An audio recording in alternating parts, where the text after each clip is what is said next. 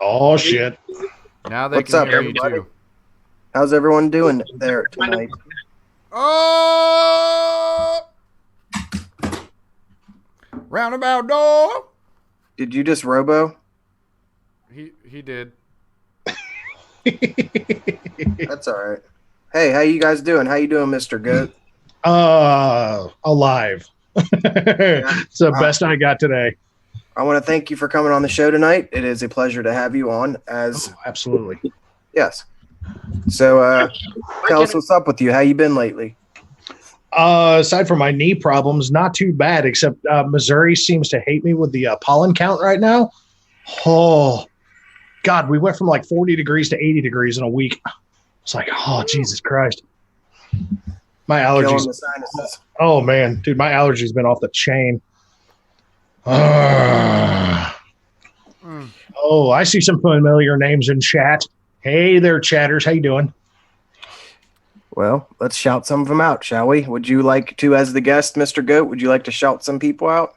Oh, piss. If I actually put it on live chat, it'd be smart. That would be. That would be good. Oh, yeah. We got Elite. What's up, man? Kenneth Sheenan, Gregory Brown, Drip Vibe. I've spoken to you in a couple chats before. Mm-hmm.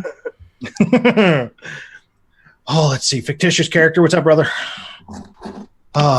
Sorry, I'm not naming off everybody. Ricky Mahoney. I got Wee, you sexy bastard. Hey, only I call we sexy bastard. Valkill, what's up, dude? Valkill. Andrea. Yeah. Gregory Brown. Swamp Squonk Mike. Sorry, I just took it. I figured he was shouting. No, you're good. You're good. I think I'm probably a little quiet, judging by my. Let me fix this. Hola. Welcome to live streaming. Welcome to live streaming. Show and tell. Hey, who else we missing? Patrick King, Mike in LA, Andrea. What's up? How you doing, Andrea? How you doing, Swamp Squonk? I think that's everybody who's commented so far. I believe so. I think you guys did a great job. Thank you for that. You're welcome. We try to do a great job, you know. Yes, you're here to serve. We're in Dolby surround sound right now tonight. We're kicking it high speed, as you know what I'm saying. Well, I know what you're saying. You feel me? There it is, the Kylan MRTA. Someone had to say it. God, dude, I'm telling you, man. Oh. Yes, we saw the Profile Unity RTA with top airflow. We did. Yes. That's exactly what that motherfucker is, man. Leave it to me, man. Let me ask you guys something then, since we were kind of talking about this a little bit before the show. I mean, nowadays, since everything's kind of like the same, is it that big of a deal that things are that similar? That's a good point, because if I'm looking right in front of me right now, hold on, let me do this. Yes, I did scoop that biochip. I already have it. It was local. I picked it up about 7:00 on Sunday night. You know what I'm saying? That's what I mean. Yeah. See, now with pods, they're about that Orion type deal. Mm-hmm. You think is that the new pad on the Orchid, or is that the old pod? Does it taste like glue? No, this is the new one. This is the replacement. The glue. and dude, there was the first batch of these, the epoxy. Yeah, you knew about that? Mm-hmm. The company. So I bought some replacement ones beforehand, trying to hope that they had the good ones in, and that a company wouldn't be selling the ones with epoxy in them. And now I know why it was some vape shop online that I had never heard of, because they did taste like glue. But I talked to them extensively, and I'm not going to blame them, and I'm not going to put them on blast, because they honestly said they had no idea about it, and I believed them, because they were like, all right, we'll wait, we'll contact them, and we will send you replacements as soon as we get new ones. Yeah, but I think there's a big difference between sniffing glue and vaping glue, so it's all taste. Well, Mark from Squonk America sent me mine, right? And I got one a little early because I was supposed to get the review out before the group buy, but then he emailed me or messages me right as I had just filled it up, and I had taken, I had primed it, took my first couple of vapes, and he's like, "Don't vape that!" And I'm like, "What?" And I'm like feeling all lightheaded, and I'm like, wow, this salt nick is really hitting me today. And I'm like a little loopy and shit. And he's like, oh no, there's glue. You're vaping glue. I'm like, oh fuck. You know what I mean? Shit. You're like, was that like 100 milligrams? Shit. Probably good for the brain cells, man. Right. No, as far as the question of is it a big deal? You know, it is and it isn't. Like there's a fine line between taking it, you know, a little too far. Like let a device release, let it get its success for a moment. And then, you know, if you got a good idea or if you're just piggybacking off of a good idea with a few changes, then release. But don't give it like 4 fucking weeks and then all of a sudden, oh, by the way, I'm copying pretty much everything about your device. You know, give it a moment. Give it a moment to at least let it have its own moment, you know? And I would say with the Orion, the companies did that. But I would say with the Profile Unity, no. Yeah, not at all. Yeah. No, I mean, I think pretty much every one of us. That one. Yeah, I think pretty much every one of us can agree that Joel's idea of having the spring-loaded deck for a mesh device is a superb idea that should have been done back when mesh devices first hit, because it's the only way to really truly get, you know, constant cotton pressure on the mesh. So it's avoiding dry hits. It's the one problem that mesh designs have always had is dry hits, just as god-awful hot spot dry hits. And Joel just looked at it and said, you know what, I got a great idea. And it really is. It's a fucking great idea. I mean, you look at that. You look at the top side. Top side's another one. It's like, why the hell didn't anybody else think of that? You know? Yeah. It's such an obvious thing, but then again, it's not. You know, it's just one of those, somebody had to put it out there. And of course, leave it to Vandy Vape. They're like, oh, well, hey, here's a great idea. Get fucked. I'm going to use that.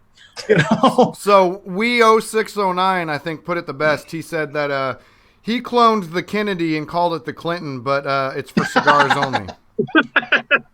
Well, I think, you know, every time someone says something about a clone deck, they always bring up the velocity style deck. You know what I mean? Oh God. Everything. The Velocity RDA was the predecessor to all of that. Yeah, I mean, that made a big deal out of it. You know what I mean? Everybody copied it. Well, you got to think though. Take it into context though too. At the point in time when the Velocity deck came out was kind of in the infancy of the mainstream. Okay, Sure. so by design, the Velocity was stupid easy to build on. Okay, and so everybody was like, okay, well, if this is so easy to build on, then let's focus on the airflow. Let's focus on well depth. Let's focus on the overall, you know, exterior design, but let's stick with something that people are familiar with. And at that point in time, because everything was much more expensive, everything, you know, was just a lot harder to get your hands on. The Velocity deck was a really good idea to continually use over and over. But these days, there's so many more companies and there's so much more of a mainstream to it that it really does kind of, it's like a solid kick in the nuts for any company that actually has a good idea now. I mean, I agree with that. You look at postless decks. There's really only 3 styles of decks. In the grand scheme of things, there's really only 3 styles of decks. You've got a Velocity style deck, which is a dual post deck. Okay, you have a postless deck, or you have a clamp style deck. Those are the 3 most popular styles of decks out there now. Do what, Bill? What, Robo? Pretty much. You're right, Jared.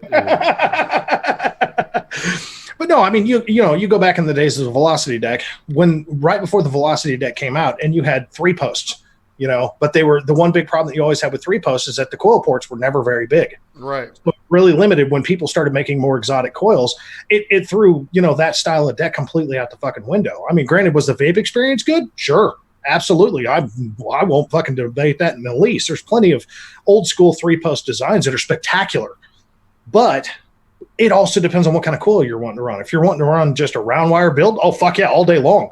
But if you're wanting to use like Fralians, get fucked. You're never going to be able to fit them in the post. Yeah. So that's where, you know, that's where things started changing when you started getting into velocities and then into postless and into clamp styles. They really started kind of gauging more towards what's going to fit these more exotic coils. And that's why so many people use that Velocity so much, is because the Velocity, all you had to do was just basically make the coil ports just a little bit bigger, and you could stick, you know, staple staggered fuse Claptons in a little tiny 22 millimeter RDA. You know, so it was like, whoa. See, and that's where I'm lucky, man, because by the time I started using rebuildables, you know, I've vaped for a long time, but I didn't start using rebuildables until 2 years ago. And you know, everybody that has been vaping for a long time, Bill is one of those, or that's been doing rebuildables for a long time, is like, you've had it so fucking easy, you have no idea. One of the first things, sorry, not to interrupt. One of the first things that I built on was a 3-post, and I hated it, man. Yeah. It was the Aeolus Light, but it was a different 3-post. It had like 2 ports in the middle, 2 on the outside, but it was 3 main posts, and I hated it. Yeah, and what's funny is, like, out of the 3 of us, I am positive that I have actually been vaping the least amount of time out of everybody. But I go insane when I do builds. Like, I really do. I do crazy shit with devices when I get them in for a review. And Dakota is like you, Jared. Well, I think Steve does a little bit too. He'll go back and buy a super old device just so he can learn what it was like back then, or like we're talking 5-6 years old type styles. Try to find them. Yeah. Yeah, it's like these days. If somebody comes out with a Velocity Deck RDA right now, is it going to be looked at positively? Absolutely not. No. Not really. I mean, unless they do something just phenomenal with the airflow that makes it a standout device, there's no way anybody's going to look at the device and take it seriously, because they're going to be like, dude, this shit has been played out for 2 fucking years, 3 years. Get out of here. Well, that's what I was going to ask you. What if they did do something different to it? Would people buy it maybe just for the retroness of it? Because it's like, oh, yeah, I remember this. This was easy. This was fun. It's possible, but honestly, there's so many devices now that the one focus that the Velocity Deck never took into account. And even some, even some postless decks, even some clamp style decks, and clamps are a little interesting, but most clamps don't have this problem. But postless decks and Velocity decks always had a real bad problem early on. They always contorted your coils. Whenever you put them in, you always had to have a coiling rod. If you didn't, you had to fight like hell to get them, get your coil pinched back together, unless you were shooting for a space coil. So, but as time progresses, everybody focuses more into what's easier for the builder. Yeah. That's like everybody says, oh, there's no room for innovation. Fuck no, that is absolutely incorrect. There's always room for innovation. It's a matter of who has that good idea that's going to make it easier for the builder, because the easier for the builder, the better it's going to sell. Just real quick, in 2 minutes at 6:17, I need the floor. I just want to. I got something to do. Anyway, so we said that you put. What did he say? Hold on, now I got to find it again. We said Jared puts quad core Claptons in mouth to lung devices from 2013. Oh yeah. So it's funny. I actually never. So another thing people don't know, like, is I don't know about you, but I've edited reviews, like done the whole review process and decided this isn't up to par for me as a review or whatever, and haven't put it out. And one of those was the it was the DigiFlavor Etna, which is supposed to be a mouth to lung device. So I mean, you had an airflow port that was a little wider, that was like a really, really restrictive direct lung, and I was putting quad core Claptons in that, so that's why I thought that was so funny. Oh yeah, I like a restricted vape as is, so it's not that weird to me. Well, yeah, the Reverie. I stuck a 0.10, staple staggered fused Clapton in a single vertical with 4 wraps. How dare you bring up the Reverie? But no, I mean, that's the point, though. I mean, that's the kind of weird shit that I do with devices. I want to know, like, I stuck that exact same style coil in a Nudge 22 because people said that it couldn't fit exotic coils. So I wanted to prove, find out, I got yelled at by Tony because I stuck a 0.09 ohm. Did I freeze up again? I stuck a 0.09 braided zipper coil into a Pulse 22 RDA. Oh, shit. And I ran it on top of the Pulse mech. That little thing fired so hard. But he told me, he goes, don't do that again. He goes, don't show it off in the groups either. Eric, it's that time, dude. Oh, yeah. So, as I'm sure most of you are aware at this point, or everybody should be aware, we had a tragedy in our community this past week. Jay Hayes lost his daughter to suicide, and she was 17 years old. So I wanted for us to do a moment of silence at 6:17, and so it's 6:17. So chat, if you refrain from typing, I know you have a delay, but when you hear this, 10 seconds delay from typing, that would be great. And yeah.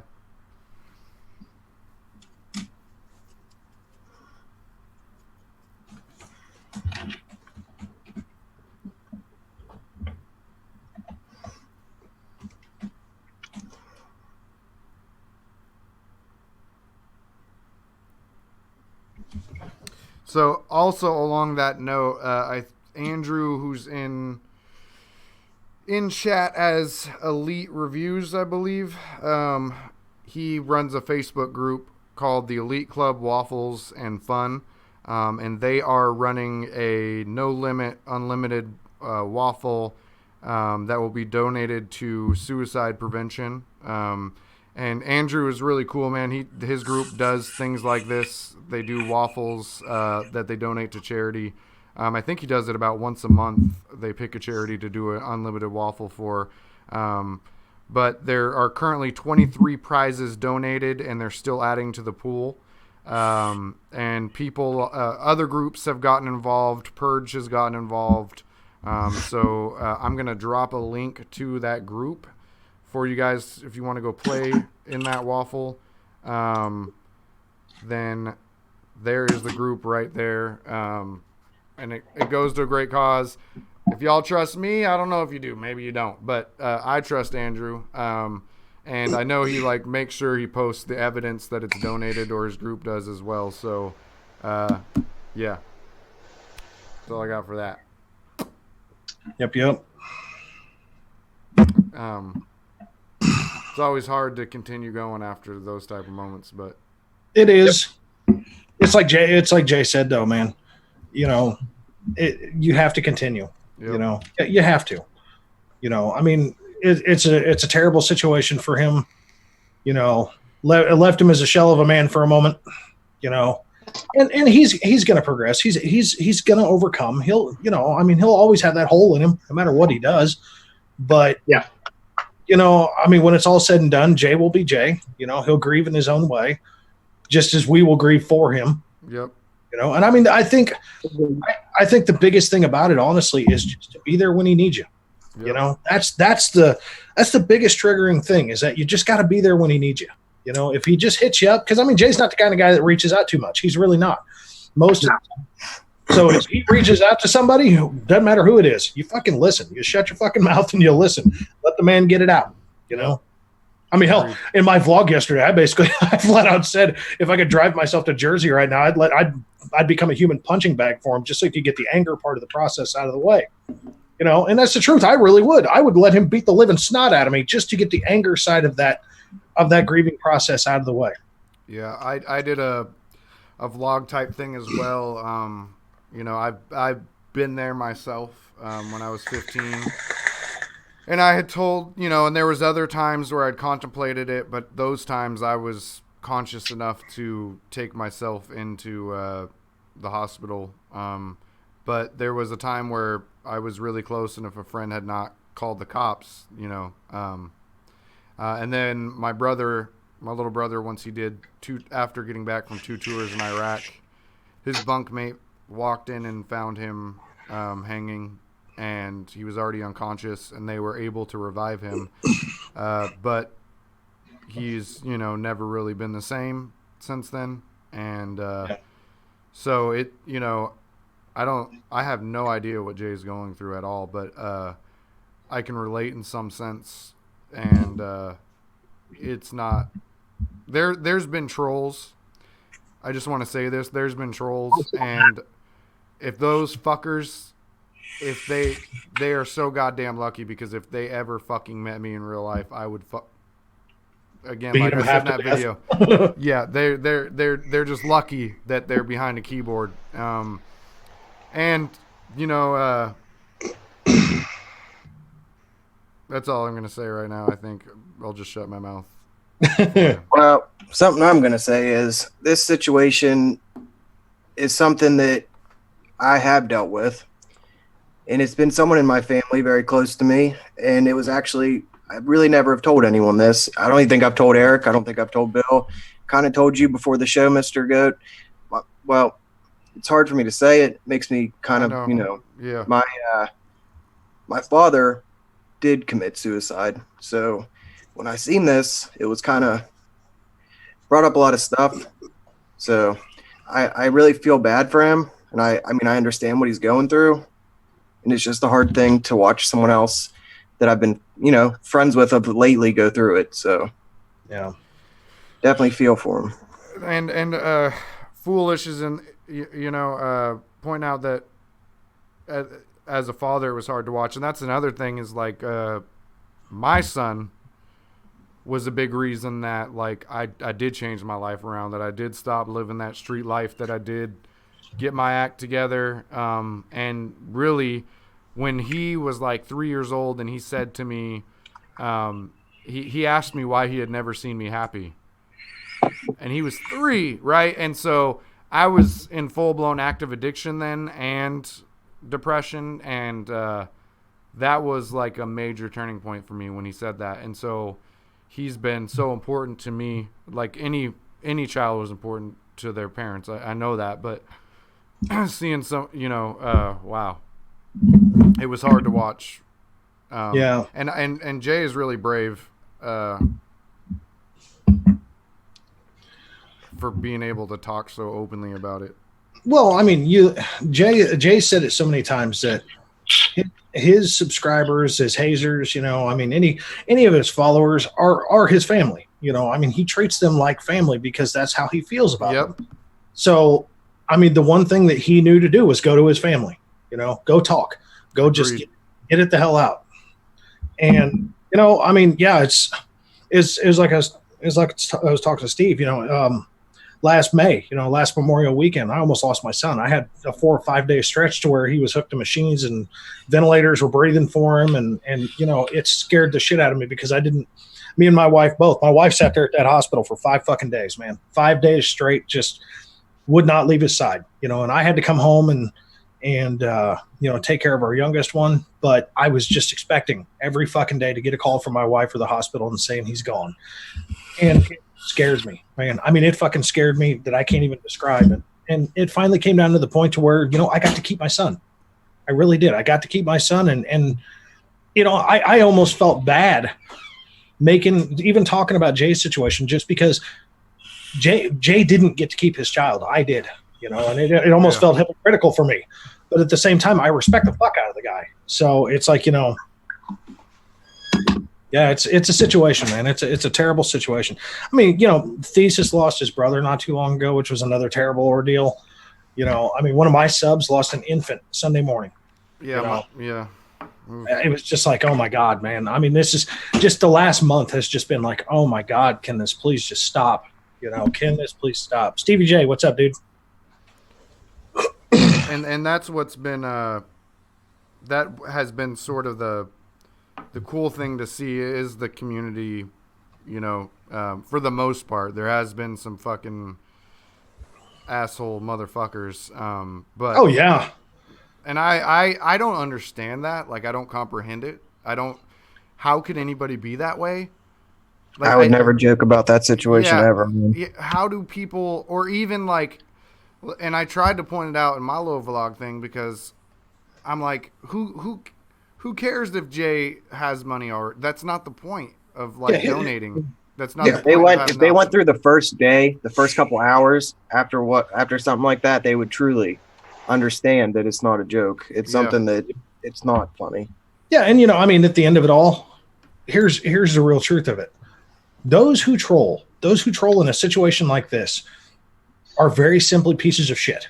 They just are. And the reason that I say that is simple. If your life is so fucking miserable that you have to go and troll on somebody who has just suffered a horrific fucking loss that has nothing to do with this fucking YouTube channel whatsoever, then you know what? Nobody's dropping to that level. Nobody's going to drop down to that level to make you feel better about yourself. Go fucking troll, a fucking makeup channel. Go troll a fucking electronics channel because this community isn't going to stand for it. We'll fucking banhammer your ass. Yep. I was trying to find out who it was because, I mean, Eric knows I mod for Vape America, but I admin for a bunch of different groups. I was trying desperately to find out who that guy was just so I could block them from every group I'm a member of. I was going to do it. There's one name I do have to send you that I did find their birth name. I think people don't understand to separate like real life from filming and reviews and stuff. Absolutely. Situations like this, it's like that's real life. Yeah, his fucking channel has nothing to do with his child, with his daughter losing her life. That's that segregation. You're absolutely right. It doesn't matter what the fuck he has said on his channel. It doesn't matter what the fuck you think of his personality on his YouTube channel. The fact that the man, as a father, had to go and look at his dead daughter, it's. Woo. Yeah, I mean, YouTube has nothing to do with that. The only part of YouTube that it has to is that he came to people that he knew he could trust to talk to. That's the only part that YouTube has to do with it. And that's the thing. He went to his fans for, I think I call it live stream therapy. Just to talk and get it out. And these people who are. Obviously they're fans of his channel if they knew the live stream was going on. Yeah. And do shit like that. That's just, what? And the funny thing is, like Caddy said, not Caddy, Vapin Valkill someone said karma's a bitch. Well, someone named Catherine. What you do unto others comes back to you. Jay has never harmed another person. Jay has never insulted another person. Granted, he's kind of rough on his equipment, but that's not but that's his choice. Yeah, considering he pays for like 95% of the shit that he fucking reviews anyway. Fuck, if he wants to take a fucking sledgehammer to it, be my guest. Right. Lethal, what's up, brother? Lethal Coils in the house. I got a bust Weeze chop. Yes, thank you for calling me a bastard. Yes, I did snatch up that bio chip. I saw it. It was 20 minutes into that damn post, and I grabbed it right away. And the funny part is the guy was in Vegas. I picked it up Sunday night. So I actually went and picked it up the next day. Oh, Eric's got his Skyfall. So everybody who's been trolling me about not having a Skyfall, this is for you. This is for you. I don't know, man. I was gonna pick one up, but I never really. You tell me what you think about it first, man. I might pick one up too if I can. I don't have that kind of spare money. Yeah, I was about to say I'm so broke. I'm so mainstream. I think like Jay says he is high end. I am mainstream. Yeah, that is. And there's nothing wrong with that. I am mainstream. Yeah, there's nothing wrong with that. No, Jared, I'm so broke. I gotta save up to be poor. Okay. The crooks come in to break into my house searching for money, and I help them look.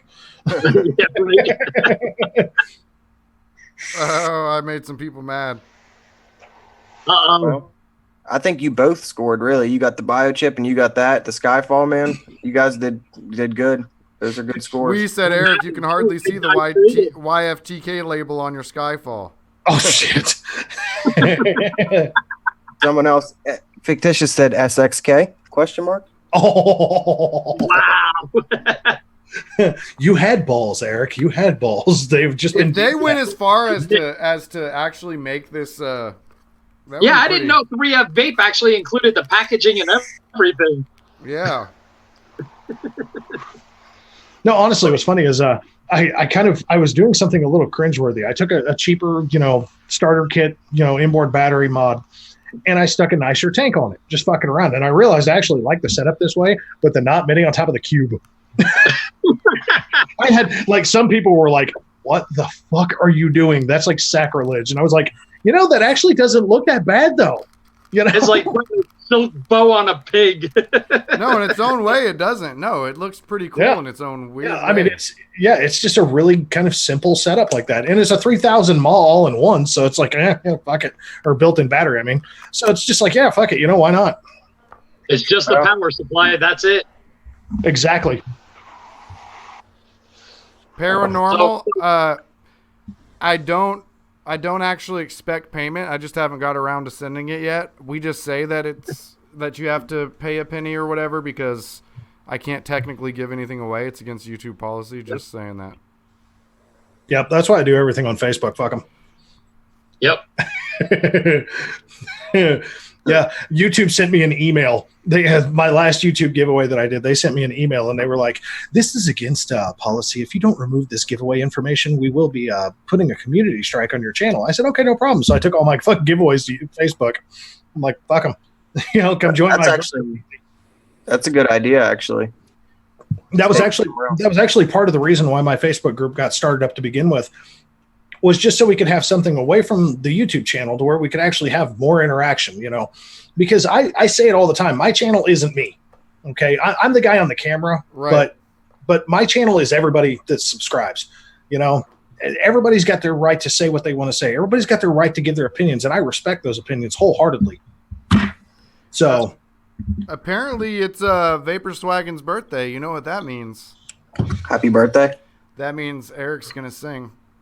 would you look at that? Ah, Fuck, here we go.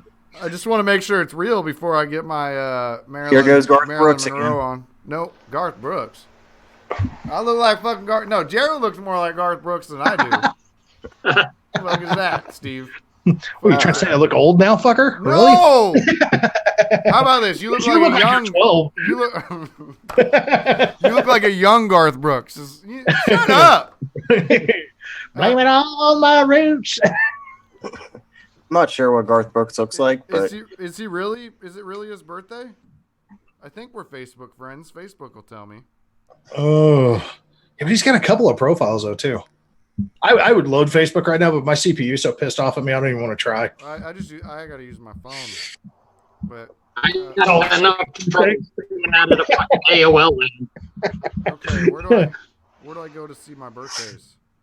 Damn it. Where it says birthdays.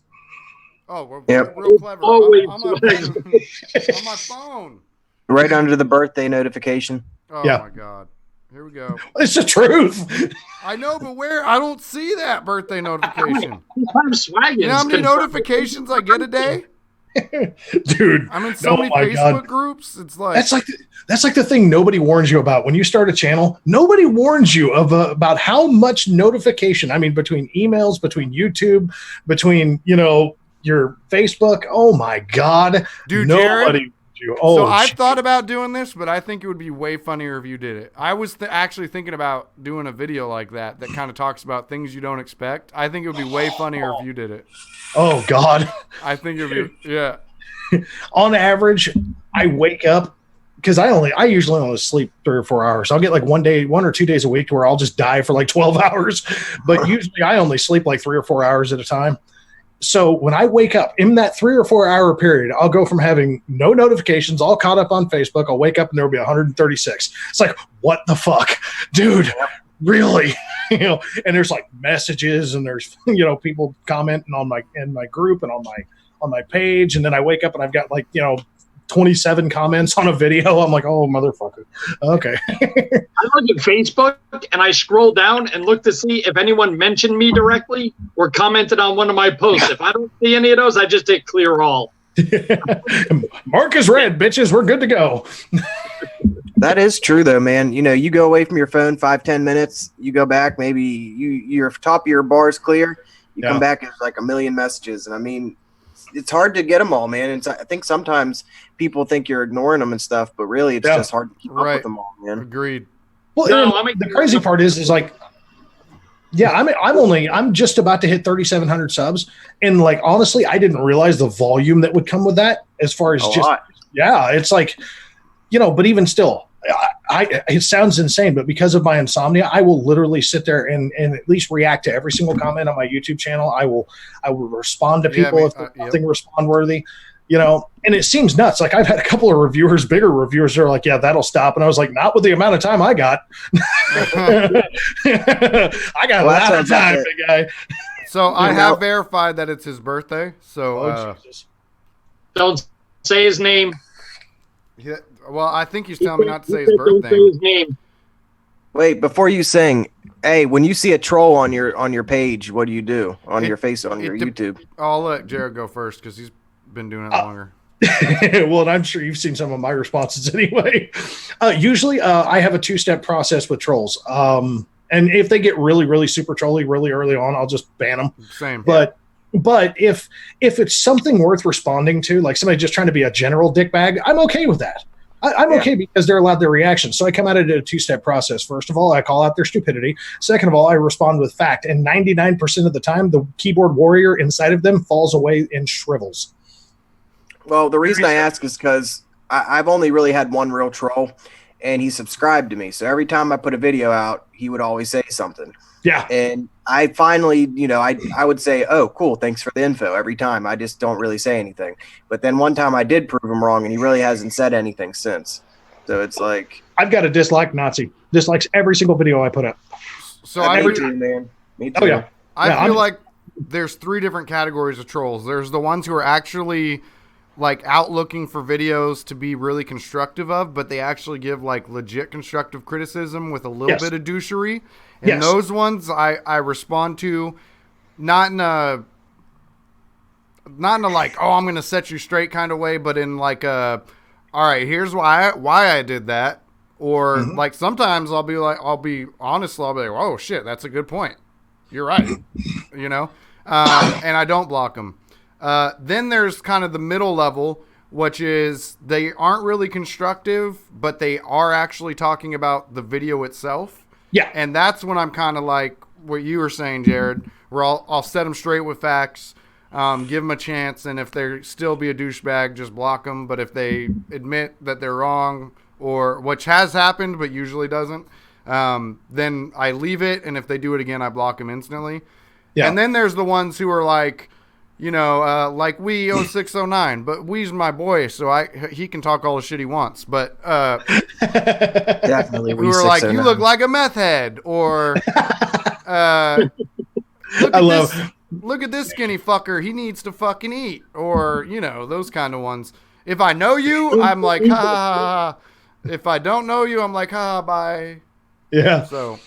We'll see, like you'll see him in chat, like on the Vape Show, Bartholomew Beaverhausen. First of all, love his fucking screen name. He's a very good friend of mine, but he will come into any fucking live show that I'm in usually, as long as he's awake. And I mean, he will just kick me in the nuts the entire show. And I'm just like, y'all leave him alone. It's good. It's totally good. All good. Yeah. This is just like me and my friends face to face are so brutal with each other. Like our level of smart ass is just almost to the level of like, we should probably go to jail. Yeah.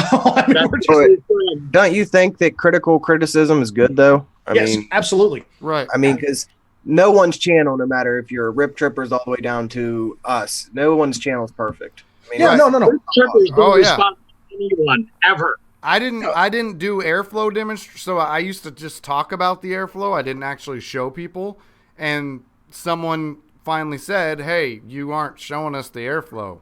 Can you show us the airflow and not just talk about it? And I was like, oh, that's a good fucking point. And then I've done it ever since.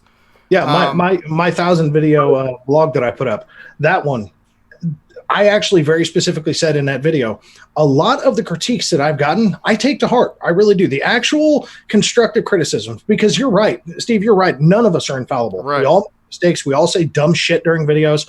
Right. I'm just one of those few. I don't cut it out. I just leave it the fuck in. I'm just as real and raw as ever, So are they talking about airflow, like actually hitting the mod and blowing out, like?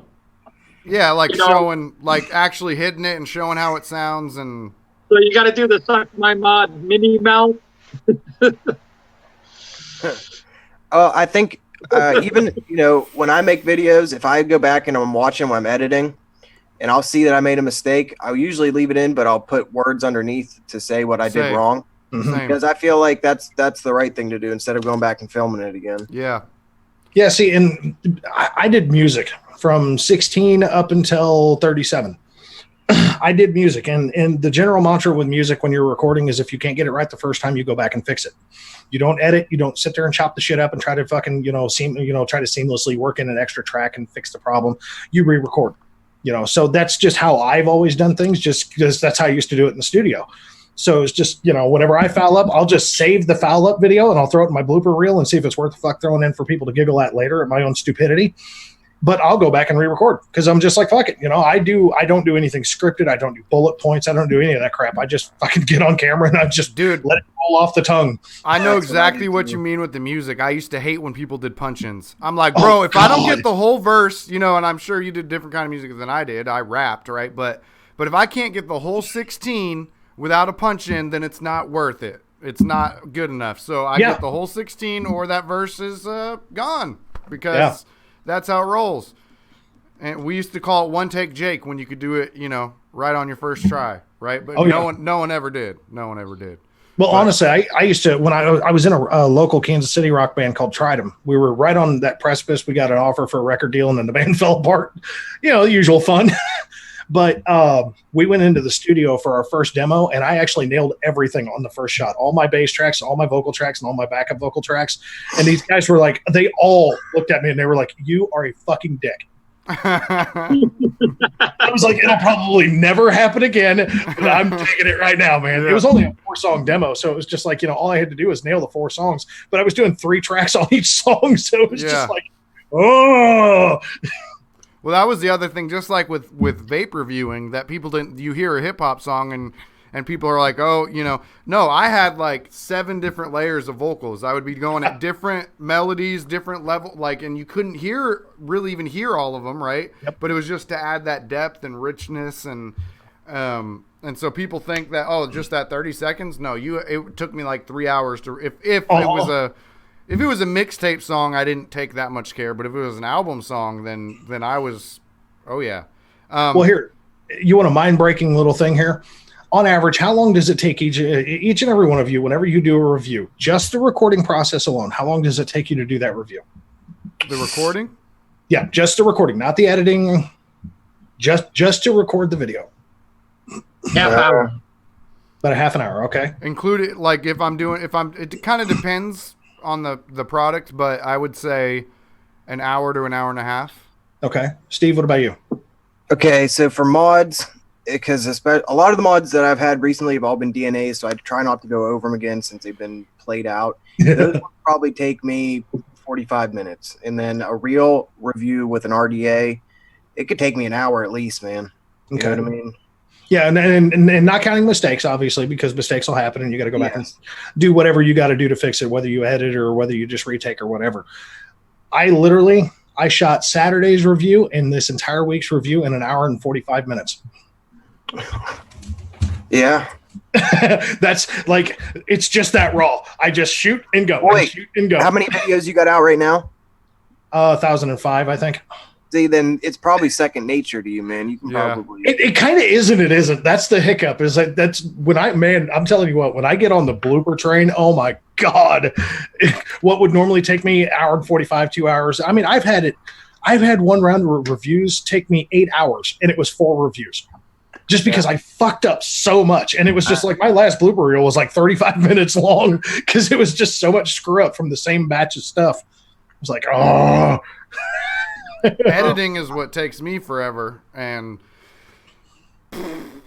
yeah, see, my edits are literally, I take 3 clips of my intro, drop them in, export them out, and do a video clip. Done. That's it. I'd say editing probably takes me almost as long as the real filming. Now, there's days where I feel like I'm just off, and then like the review takes forever. Yeah, but, yeah, we all have that. We all have that. You guys edit. I don't edit. I shoot. That's my how Jared intro, does it too. I shoot my up close. What? Jared and you do it the same way. Yep. Yeah, I shoot my intro, then I shoot my up close, then I shoot my final thoughts. Each one is done in one take. That's it. Well, I do one take for each, but I cut out because you jump. Yeah, I do jump cuts because there's so much noise, which we're trying to soundproof this room soon. But there's so much noise. It's kind of like the problem Jay has and why he has to do so many jump cuts, because people walk into the shop and we have 2 different bells that go off. And if you watch my intros, you'll hear it, or my videos, you'll still hear it sometimes. But I try to cut those out. I cut out if someone walks in the room. I do retakes, but I do it all in one. So I'll just keep recording and I'll start back at the part where I fucked up and start from the beginning. So if I'm like, let's say I'm talking about the airflow on the Wicked, for instance. If I fuck up while I'm talking about the airflow on the Wicked, I start again from the beginning of talking about the airflow on the Wicked. And so there'll be a jump, then there'll be a cut from the time I was talking about the last thing to that too. So then it ends up looking like, real jumpy. And then the intros, I like doing that for effect. Like it gives a more of a pure, I don't know. Max headroom effect. Yeah, actually, I know one reviewer, every time he hits, because he doesn't record by bullet points per se, but he has a step-by-step procedure of all the things that he talks about. Me too. And he does jump cuts. Okay, but they're pretty damn seamless for the most part. Like you really almost wouldn't you notice them, but they're very, very seamless. But what he does is every time he goes to the next thing, he schedules himself. He doesn't bullet point it, but he schedules. Okay, I'm going to talk about the airflow, then I'm going to talk about the build, then I'm going to talk about the wick, then I'm going to talk about, and so on and so forth. And every time he does it, before he records that segment, he does this. That way, when he goes into his editor, there's these 3 spikes in his audio, so he knows where that next clip is. I bet you I know who that is. Probably. I bet you I can guess. I don't know him very well, but it seems just by watching his videos, I can guess. So this is when I'm reviewing a product, I have this little spreadsheet I do on each of the categories that I score, and I write bullet points on the pros and cons in each category, and I make sure I talk about them. And so I have the bullet points there, and then I expound upon them. I think you're overthinking it. What? I never do any bullet points. It just no, because I didn't used to do that. I just went and did the categories off the top of my head, and then I would go back and watch, and I'd be like, "Oh shit, I forgot about that one thing. Oh shit, I forgot about this." I've done that myself. Yeah. I tried doing it with like a post-it note on the fucking bottom of the camera, but then I catch myself doing this in the middle of the video, so I was like, "Fuck that." So sometimes I do it this way. So that's the one way I just showed you, and then other times, let's see if it shows up. I write it on the board instead. Yep. See, for me, I have my videos are basically set up the same. You got the intro, then I show pictures of the device or whatever I'm reviewing, and then I'll have a couple takes of each section of my video, and then I'll add on each time, and I'll make sure that I don't forget the things, because I'll watch them every time. I'll watch it over again. I'll be like, all right, I forgot to say that, so I'll refilm it over again. And I never really write things down. I think it would be helpful to do what you do, because I think it definitely would make my time a lot less. But it's just I never like to write things down, so I just go for it. Yeah, see, and so I'm such a fluid guy that honestly, I'm such a fluid guy, and I don't care. That's like the two kind of slightly endearing and fucked up traits about me. Is that if I miss something, I miss it, whatever. I'll bring it up in the description if I realize I missed it. I'm just one of those guys. I just don't give a shit. I get on there. I talk about the things that are important to me, because it's my opinion after all. I mean, I'm not sitting there trying to tell everybody what they should feel about a device, because it's my experience. So, right. But like, okay, here, y'all 3 can hear this, because I don't know. Have y'all ever heard the airflow on the OBS Cube tank? No. Okay. Anybody wearing headphones? Chatters as well. Pull them away from your ear for a minute.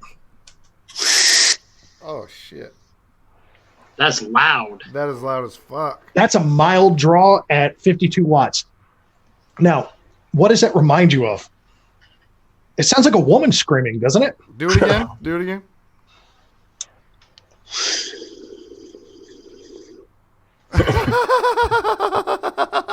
My first thought, and I'm telling you right now, what you hear through the microphone is nothing compared to face-to-face. Face-to-face, I swear to God, my first thought, I took a vape, my dog started barking upstairs.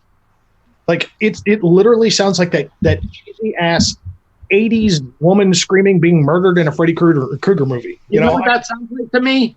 Do you remember that? Do you remember that old RTA, or the RDA called the Turbo, that had that stupid fucking fan?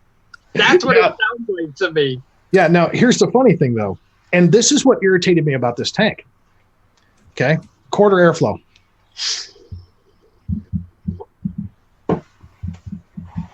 That's taking 25% of the airflow off. Oh my God. This is OBS. OBS is known for having slightly loud devices, but not anything like this. So it really kind of pissed me off, because it's like, all right, who the fuck sent this thing out of the damn factory like this? Come on now. You guys are usually so much better than this. It's crazy if just one little turn of your airflow can make such a difference on the noise. Oh, yeah. Oh, yeah. So before he leaves, I do have to sing happy birthday to Mr. Vapor Swaggins. Also, Roy is sneaking at work to watch us, so we got to shout him out for that. What up, Roy? How you doing, man? What up, Roy? Yeah, sneaky bastard. You sneaky bastard. Yeah, sneaky bastard. All right, you guys going to sing with me, or am I going to sing alone? Me. I'll leave those honors to you. Happy birthday. to you. Happy birthday to you. Happy birthday, Mr. Swaggins. Happy birthday to you. Oh my God. The facial expressions made that. Told you, man. Garth Brooks in the flesh, man. No, that would be like, don't break my heart, my achy breaky heart. Jesus No, wait, Christ. that's Billy Ray Cyrus. Sorry. Good Lord. I'm looking for my fucking gun to shoot up in the corner here. Swaggins is probably aroused now, man. I think he left With those after facial that. expressions, he's going, I don't know if I'm about to be molested or aroused. Or both. One or the other. Why does I've that never be been one or the other? scared at the same time. It's a good night when it's both, right? Collier got it. Yep. Yep. That's Checking what I was the doing. herps, man. Yep, got to check them. Well, Swaggins with that junk in the trunk, he's got to be getting around. And, Herps for sure. Yep. Would you look at that? Herps for days, man. Oh, boy. I like Swaggins. He's a hell of a good dude. He is. Don't be talking about another man's turd cutter while we're live streaming, okay? That's Hey, anything's open season on this channel, man. It is. See, the problem is like people have started to kind of associate me with being the downfall of live streams, because every time I come into a live stream, shit just goes sideways. You and Mailman. Yeah, Yeah, yeah, I mean- man. Yeah. Yeah, well, like I went on MF Vapes show. Was it? I think it was last weekend. I went on his show. Just like we got back from a soccer game, and I was doing laundry, and I dropped a couple of lines in the chat, and they were like, "Hey, man, come on!" And I was like, "Oh shit!" So I get on the show, and like within 20 minutes, I swear to God, the what was being talked about was definitely not vape related in any way, shape, or form. It was the most skewed show. And we got off, and Mike went, that was funny as hell, but what the fuck did you do to my show? Were you bad, Mr. Goat? Oh, I was bad. That was a feigning goat, man. Oh yeah. Nobody's saying anything in chat anymore. I think I scared everybody away. I know, right? That's weird. Yeah, it That's happens. weird. We don't see the chat quiet very often. Hey, I'm on the show. There's your dislike. Hey, like you were saying earlier, man, I always have that one person that Oh yeah. dislikes every time. Well, see, We we know were you're talking there, about, Roy. Sorry. no, honestly, it's like, talking about the troll thing, that level of constructive criticism is awesome, because it's something you can always learn from, because somebody else's perspective. That's why, like, I'm one of those few reviewers. I don't give a shit how big I am. If somebody comes and asks me, what should I do to start a review channel? I'm going to walk them through it. Give them the basics. I'm not going to tell them don't. I'm not going to be that guy, because I am a person that is a firm believer that multiple opinions about something is a good thing. I agree. I'm a huge supporter of new channels. I'm a huge supporter, as long as people are doing shit for the right reasons. That's the only criteria that I put on a channel. Steve, you do shit for the right reasons. Eric, you do shit for the right reasons. Bill, you do shit for the right reasons. All three of you guys aren't sitting there looking for fame. You're not sitting there trying to, bloat your own ego and grow amongst millions.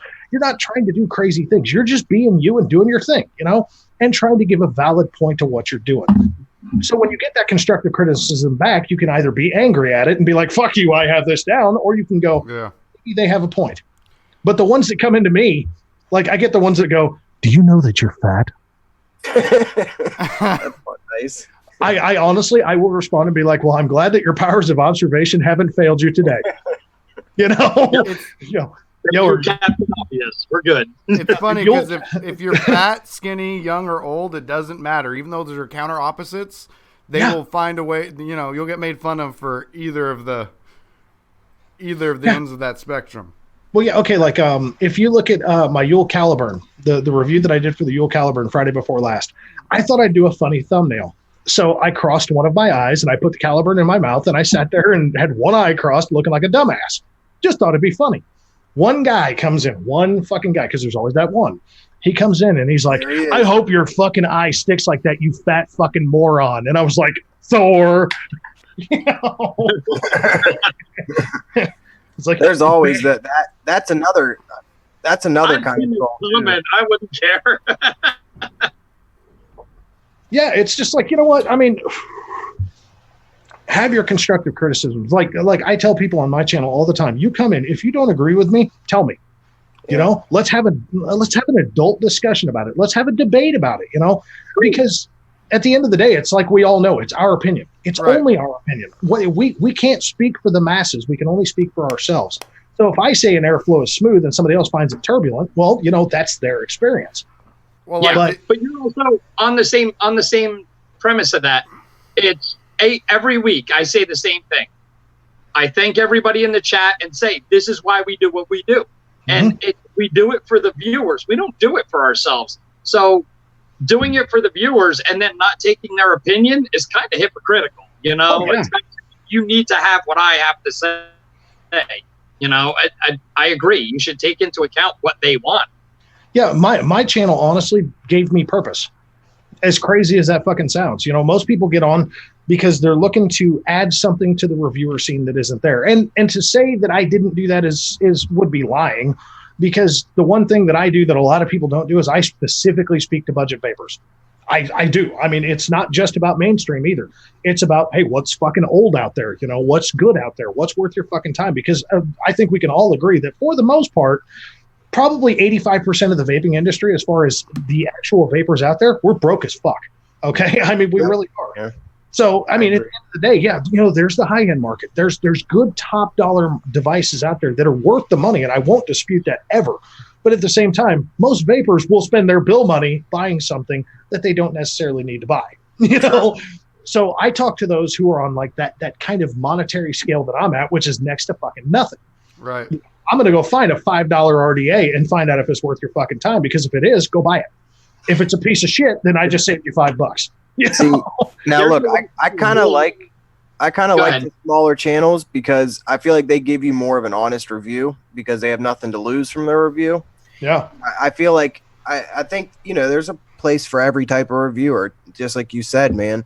I would say that most of the products I buy, since they are high end, there's a lot of shitty ones, man. Mm-hmm. I would hate to see someone waste all their money on something that's just garbage. Yeah, and see, that's why like you and Pal 702, you two specifically, because you're both, you know, kind of, you know, I mean, I know fucking Pal's almost caught up to me, and he started months after I did, which fucking kudos again. He's killing it. I know, man. He is really getting after it, and I'm fucking super proud of the guy. But you guys do that. You guys go out and you buy that device, and you're like, you know what, man? Okay, I'm going to spend this fucking money. I'm going to get this device in my hand. And then you got the balls to come on camera and be like, don't buy this. You know, just this is not worth the money that they're asking. Please, for yourself, for the sake of your bank account, don't buy this, motherfucker. You know, I mean, hell, even when you did your 502 review, yeah, you know, that right there. I mean, it's you very specifically said in the review, you know what, there is good about this device. It's just not for me. Yep. You know, I mean, there's nothing wrong with that. That's a very, for lack of a better terms, it's a very pragmatic but honest way to approach it. It truly is. And there's nothing wrong with being pragmatic at all. I'm not. So, I'm just a dick. I'm just like, oh, this thing's a piece of shit. You know? It's funny because I know I talk to other channels that are like the same size as ours, and they get sent stuff, right? Which I'm like, what? Because I don't, right? Like Aspire recently started sending stuff. iJoy used to when we were smaller, but now they stopped, so that's kind of weird. I don't know what we did. I don't think we ever really... I never gave any of their products a glowing review, but I never gave them a bad review either, because that's kind of where iJoy products normally sit for me. I can tell you this. If you didn't give a bad review, I know exactly what happened. What? They changed their marketing team. Chinese companies, after every single Chinese New Year, they go back and the preceding marketing team is usually moved to a different part of the company, and then they bring in an entirely new marketing team. That new marketing team looks at their present review list and they say, okay, keep or go, you know, and that's what they do. And sometimes you'll get unlucky and you'll, you know, like I had Og Vape, and then after this Chinese New Year, Og Vape's been sending products I haven't gotten because they changed their marketing team. And funny enough, I love Og Vape products, so I didn't give a single bad review on one. What else is funny too is I was gonna put an RDA out with the company, and I've been talking about it, how they kind of went AWOL on me, and I've said their name before, and then I just recently realized what it was. And the reason it didn't come to my mind is I didn't give their product a super bad review, but I picked it apart for basically everything but airflow and flavor. And that was K's, and that was with the Solomon 3. Flavor-wise, it was great, but and the airflow wasn't bad, but I had like machine oil all over it, machining issues with the design that I felt in the wrong hands. Like I think it was that one, that if you over tighten the posts, that they could hit the deck, and if you're using a mech, that's not a good thing at fucking all, right? Yeah. And I realize that's about the time they stopped talking to me, is when I posted that review. So that might actually be the reason why they killed my project. Oh, I got crap for a minute over the stacked RTA. Oh, really? Yeah, and that was sent to me by a subscriber. But I buy most things. I would say now it used to be 98%. Now I'd say it's still above 90%, but somewhere between 90 to 100%. Like one that blew my mind. Subscriber sent me that. The 25. The Fatality? Yeah. The M25? Uh-huh. It's fucking amazing, isn't it? Yeah. I don't want you to ruin your review. You haven't posted it yet, right? No. It'll come up early May. But no. I mean, all the things that you would potentially question with a Fatality, and the original Fatality was hard to find problems with. Like I had a janky one. I really did, but 99% of the people out there that did the Fatality or have a Fatality have had no problems with it whatsoever, aside from one O-ring popping out occasionally on the very top cap. And it's a really, really good RTA. Great flavor, easy to build on, all sorts of airflow options, just a solid RTA. And then you get to this and you're like, well, goddamn, they actually figured out the couple of problems that the big boy had. And even though this isn't really all that much smaller, it's like, fucking kudos, dude. Right. Yeah, and I gave it, I gave it an overall 5, but and my 5, I don't know, wouldn't be as Sorry. Fucking Nick Pinkerton figured out why they let you go. He said, "White rap kid, not Eminem, no make us money." Wow, that's a dickish move, but it's pretty on point. Yeah. I'm actually a good rapper, by the way. Well, hey, let me ask you guys something. When you can't find any flaws on a device, do you feel like you didn't use it enough, or do you feel like you didn't try hard enough to find some flaws? Because I've had maybe 2 reviews where I just couldn't find anything wrong. Oh, there's always something. There's always something, even if it's nitpicky. That's the thing. That's what I do too. I tend to try to go a little nitpicky. With the Fatality, I did that. Like the Ultim insert is a bitch to take out the first time you take it out. After that, it was fine. It was very easy after that.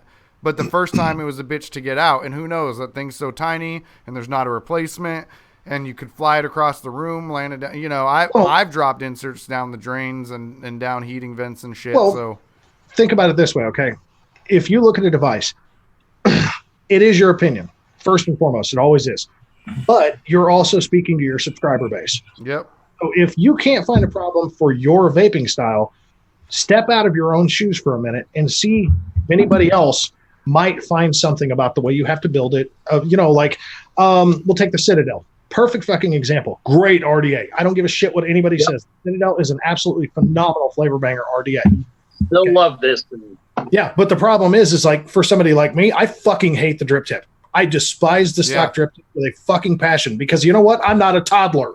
I got lips bigger than that.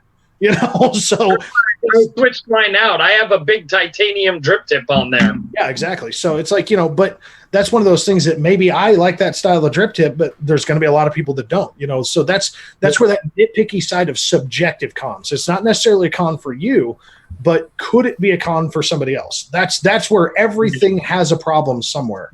I could see that. I'm not into girls with little nipples. Sorry. Yeah. You don't like that? Yeah. And I'm over here going, show me them tiny ones.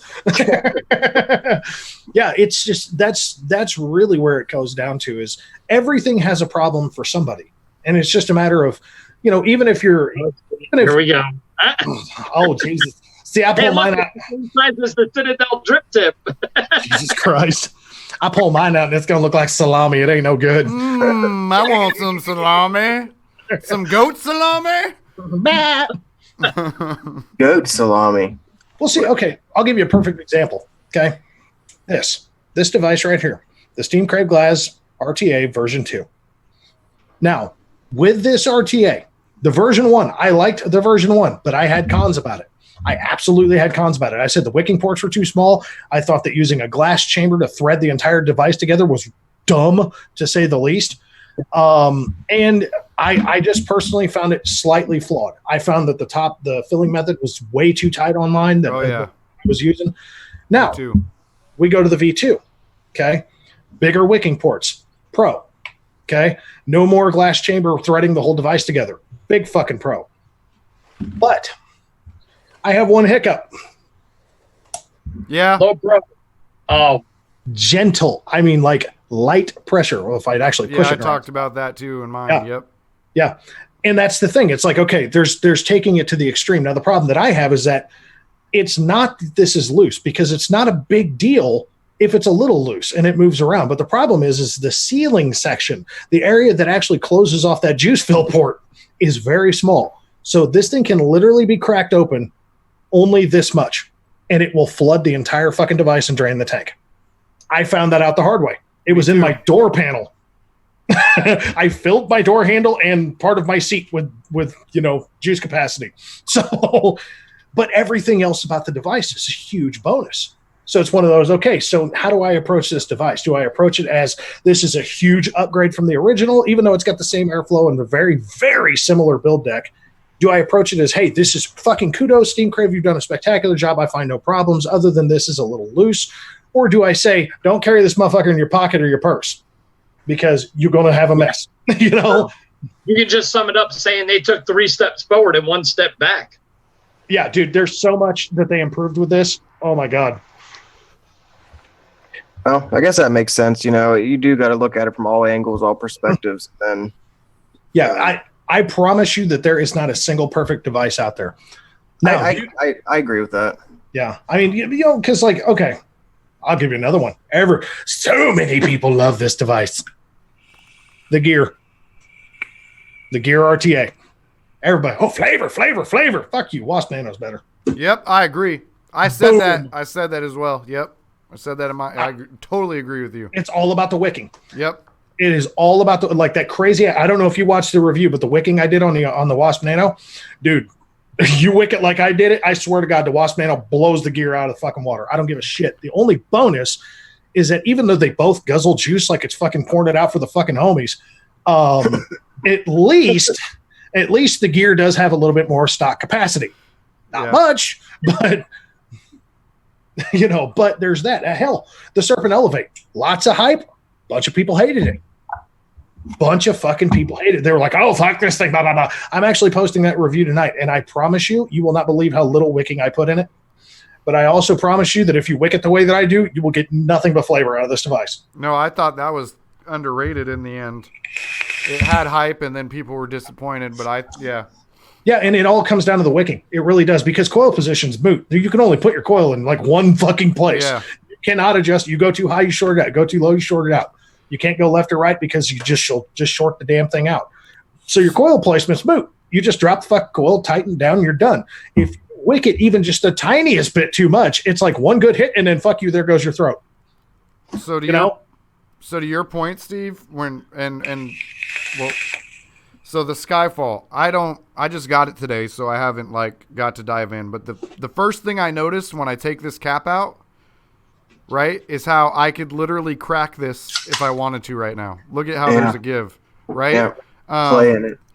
And so there's not a replacement. If there was a backup, maybe I wouldn't talk about it, but there's not. I don't have a backup. So, the little things like that might not affect the performance, but if I snap this, it will definitely affect the performance. Game over, man. Yep. Yeah, and the funny part about it is that you'll look at it from your perspective of vaping, and you'll think, well, I'm not going to sit there and squeeze the shit out of this. I'm not going to sit there and fucking torture test that piece, so it's really not a big deal to me. But Right. You know, that's where that big butt comes in, the whole Sir Mix-a-Lot big butt. But, I mean, that's really where it comes in. It's like, what, if somebody fucking drops this thing and they just got done. Yep. Yeah. Steps on it. Yep. Roll your fucking office chair over the thing while you're cleaning the device out to do a new flavor or something. I mean, endless possibilities can happen with devices, and the dumbest things can cause cons. Oh, of course. Yeah. So it's just like, I just look at them from the problem of, okay, well, I love this fucking device. Like the Juggernaut Mini. That was one that I literally had to nitpick because I had like next to no fucking problems with it. The only hiccup I honestly have with this device is the perpetual air bubble. Yeah. I don't give a shit what anybody says. If you put the bubble glass on it, you will have a perpetual air bubble unless you're using needle filling, And it's just because the curve of the bubble glass is so fucking high and curves so sharply, you just can't get the fucking air out of it without making a huge mess. So it's just like, it is a subjective con because anybody with OCD, that shit's going to drive them insane having this floating bubble in it. Does it bother me? Nah. It's crazy how many subjective cons there can be because, I mean, the list could be endless. Oh, yeah. It could literally be endless because you could subjectively hate the aesthetics, the drip tip, how the top cap's angled, everything. It could be really. Yeah. The only thing that I do with subjective stuff is I try to find functional subjective cons. That's the only thing that I go for. Aesthetics are aesthetics. Everybody's going to like what they like. Some people love rainbow. Other people hate it. Some people like gold. Other people love it. I mean, it is what it is. It's the functional subjective cons that'll really kind of tell people where your thought process is, Yeah. I usually do. I will mention though, most parts, if in my cons, I will say subjectively, not all of you are going to like this aesthetically. So that could be a con for some of you. Yeah. Because, that's just what it is. You got to throw like a blanket statement about it because you're always going to have someone says that's so gross looking. That's ugly. That looks yeah. You know what I mean? It's like, it is what it is. Yeah. Well, like the Zeus X, that's another one. Fucking great performing RTA. Yeah. Absolutely phenomenal performing RTA. What's one of the biggest complaints everybody's heard about it? Well, for me, I've heard a lot about the wicking from customers Yeah, functional wicking, without a fucking doubt. So many people let down, this thing doesn't get the flavor the reviews are saying. Wick it thinner, I promise. The other one. Not being an asshole, but isn't that the problem with almost every RTA? It's the wicking. It one of them. But you just got to wick it right. Like every RTA, I think, right? You just got to spend the time. But the other one with the Zeus, and Jared was just about to point it out, and that's not a con to me, right? It's not to me either. So, and I hate that style. Me too. God, do I hate that style, but it's comfortable. I agree. And it's a top airflow, so all the airflow is blowing right below where that top cap is, so the top cap never gets hot. You could vape this thing at 150 fucking watts and it wouldn't get hot. But yeah, that really shallow drip tip. People had that problem with the intake, that really, really shallow drip tip, but that one had a much more flat top platform to where this one has that curvature to it to where if you put the wrong drip tip on there, it's going to look a little funky. Yeah. I tried. Yep. See, now that's what kills me about some of these high-end products when they don't come with a drip tip and you try to find one that works with it, looks good on it, good luck. Right, because they all have maybe a slight curvature to the top cap, or they've got, maybe a pancake look to them, like a little well, and you're like, oh, fuck me, come on. Either that or you wind up going to fucking Mount Fuji and paying $35 for one little drip tip. I'd say that's when I go to 3F Vape and I find a style. Nick said it's an RTA. That's what's wrong with it. Well, okay, look, I'll say this. Truth be told, I actually prefer RTAs over RDAs, not because of their function. If you want flavor, no. There's a reason. Okay, there's 100% a reason. I have yet to find an RTA that will beat an RDA on flavor. No doubt about it. There is so short of a distance to travel. Even with something like the Dead Rabbit, the distance of travel for that vapor to get into your mouth and to give you the flavor, an RDA will boom out a fucking RTA all day long. Yep. I'm one of those people that I like to be resourceful with what I'm working with. I like to be challenged with what I'm working with. I don't want to sit there and just drop fucking coils and put a little cotton in it and be all, okay, cool, I'm vaping now, yay. No, I want something to actually challenge me. I want something that's what actually, it's just part of me thing, but that's what makes my experience that much more pleasurable is if something actually gives me a little bit more work than I got to do. It gives me something to keep me busy. And RTAs do that because every time you got to rewick an RTA, it's that battle all over again, man. If you haven't wicked it in a while and you go back and you're like, how did I do this last time? Yeah. Yeah, that's true. I mean, like, Yeah. Saturday or Sunday nights, my wife refers to it as my therapy time. I go in and I rebuild everything, and I just futz around with it. That's my mental relaxation unwind time. Yeah, like, okay, people bitch about the Titan. The Titan can be a finicky device to wick. You also have to use half of a cotton field to wick the son of a bitch, just because the fucking build deck's 28 millimeters. But, and that's using 3 millimeter coils. If you're using 4 or 5 millimeter coils, yeah, you're going to use the whole cotton field. But, at the end of the day, people underrate the piss out of this tank. They're like, oh, it's so big, it's so ugly, it's so gaudy, it can't possibly function right. This motherfucker will actually smoke an Aromomizer Plus if you position the coils right. And it's this tall. It's like a 52 millimeter tall tank, and it will actually smoke this tank. So it's just one of those. It's all in how you position your coils. It's all in how you get that wicking just right. That's the thing that I dig completely about RTAs, is that there's so much challenge to really, really finding that perfect scenario. RDAs, man, you could pull 30 RDAs out, and I guarantee you, I think each and every one of us could probably pull all 30 RDAs and have it built and wicked 2 times maximum and get absolute, 100% great fucking, great function, great flavor, good production. There's just not enough challenge there. Now, are people still interested? Absolutely. I mean, because there's different designs coming out. That's where the fun comes in. With RDAs, right. It's all about that airflow design. That's the innovation with RDA. It really is, man. I mean, there's so many things that can be done with RDAs, but airflow is the battleground for RDAs. Yep. So I also think that when it comes to RTAs, if I have a juice that I think is a little bit too potent flavor wise, I'll put it in an RTA because it kind of knocks the flavor back a little bit and kind of makes it more vapable. Absolutely. And we've talked about it on the channel before. There's certain juices that I will use only in an RTA and only in an RDA. I have different uses for different setups, I guess.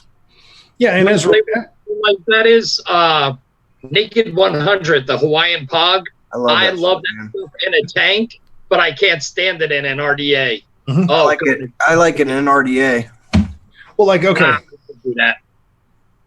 I use one juice every time I test an RTA, and it's simply because I rarely find a tank that actually it tastes good in. Mm-hmm. It always has some weird flavor, but that's how I judge if an RTA is really, really good or if it's just mediocre. And it's the dumbest thing ever. It's a Frosted Flakes flavor, but I swear to God, do what? Anything on the flakes? It's actually through 7 Star. It's called Sugar Flakes. Okay, but yeah, it literally, I swear to God, it tastes like Frosted Flakes and milk. It's like legit as shit. But I have only found 2 tanks though thus far that can produce what an RDA does in a tank, with that flavor: the Zeus X and the FP. Surprisingly, every other tank I put it in, it's just like, and I love that thing. That thing still rocks. That new single coil. It's just same thing. You got to wick it right, otherwise it'll leak all over the fucking place. Yeah. That me and that tank didn't get along. mine was vapor locking all the time, so I was like, "Oh, you fucking thing." I want to show you guys something, and it's not my dick. So. Oh God! Let me down, God damn it! And I'm gonna show chat too. Where is it at? That I saw pop up. Now, I absolutely do not like this company, but I actually think it's kind of funny, and that's why I want to show you guys this. You see it? Oh no! Fucking God! Are you kidding me? I've seen that. Not kidding you. No. So Destination fucked. And I want to see what chat says. How much are they though? It doesn't list the They're price. free. Right. They're free? It's the only way they're going to get rid of them. $0.00. So it's got the Gene pod chips. So now they're trying to do their own DNA Go. 750 mAh battery. Cold boot mode, which delivers consistent power and flavor even after the device has been idle for a prolonged period of time. Hey, can I point out an epic fail? Yes. Scroll down. Absolutely. Okay, right there. 3.2 to 4.2 output voltage, depending on battery life, right? Yep, that's what was wrong with the SX Mini. One of the things. Look at the resistance of the coil. That's like an 8-watt fucking vape. Yep. Get fucked. Yep. Yeah, right there. Bye-bye. Have a nice day. Not going to review it because it's a piece of shit. So, and this is, I don't know that Steve or Bill will be interested in this, but Jared and I might be. What about this one? Have you been? I looked at that. I've been eyeballing it. It's up now on Vapor DNA. Oh, is it? Yep. Oh, you mean this website? That website. What is that? Oh, the bottle. Should have deck on. I know there's a deck picture. I don't know why it's not letting me. Is it because I'm in? Here we go. Hold on. It'll let me. There it is. Yeah. See, now that's just like a velocity style, but just new. Yeah. Kind of, yeah. Yeah, it's going to contort your coils when you build it for sure. But Yeah, especially with the screws being at 2 different angles. yeah, I mean, like one side, the positive block is going to be just fine, but the negative mounting points are going to be like garbage. It's going to be like, oh, well, piss, here we go. Oh, they didn't see it. Damn it. Chat didn't see it. Hold on. I'm going to share it with them a different way. Oh, That sucks. I'm sharing it with them a different way. I like that. I don't see shit. So this is what we were talking about first. Dun, dun, dun. So they're seeing the Vupu Drag Nano. That's now. the Vupu douche. Well, okay. I mean, think about it this way, okay? Okay, and I take that back. 9.8 watts. 9.8 watts. That's exactly at max battery capacity. That's the highest wattage that you're going to get out of that piece of shit. Yep. Sorry, no. Fucking 6-second drag on that to get anything. Yeah. I mean, it's like, that's been part of my problem is like when I got the Vandy Vape Apollo, 4-volt cutoff with a 1.6 ohm coil. It's like an 8.6 watt vape. I don't give a shit how tight the restriction is. The coil in the tank are not going to perform up to their capacity, especially when Vandy Vape says it's an 18 watt device. Not with that coil, it ain't. Maybe a 0.8 coil, maybe, but come on, it's and that's the thing. Like people don't understand, the resistance compared to voltage. And I bring it up on my channel, and some people get confused with it. And it's just like, look, you got to, bare minimum, put an Ohm's law calculator on your phone. If you look at a device on a page and it says it has a 4.2 volt cutoff, that's basically saying it has a max, single 18650, single battery power maximum output. Okay. But if your resistance is above 1 ohm, you're not going to reach the max potential of what that coil can give you because the maximum voltage can't give it. Any mouth to lung kit at a bare minimum should have a 5-volt cutoff. And all it takes is simply putting a capacitor in the device, a very small battery storage, voltage storage capacitor. That's all it takes to get that maximum voltage cutoff higher. But companies are like, oh, that costs more money to put that in. Fuck that shit. They'll deal with what we got. So this guy has actual variable wattage. Oh. He says it's got I have it locked. Hold on. See, but I feel like every company's going to try to make something like that now. Well, and the form factor, that's the hiccup with it. The form factor compared to, especially Lost Vape when they first brought it out, having that airflow ring right up there, right, nice and easy accessible, right by the drip tip. The form factor of that device was actually really good. Yeah. Really good. And so, it does. It does. The only thing that I always say, and I will always say, is very simple. When it comes to the Lost Vape devices, I don't like them for one reason, because they're closed. You can't replace the coil. You have to replace the fucking pod. Yeah. Right there makes it a no for me. Does it make it a no for everybody? Absolutely not. And it doesn't have to. But I will say it time and time again that an all-in-one is the type of device for a starting vapor that can grow with them. Yeah. You take something like the Sprite. You can put that thing down to a nice tight draw, and granted, the voltage I put on that, if I remember correctly, is like 4.6 volts, 4.4 volts. But when you're only talking about a 1.2 ohm coil, not a bad deal.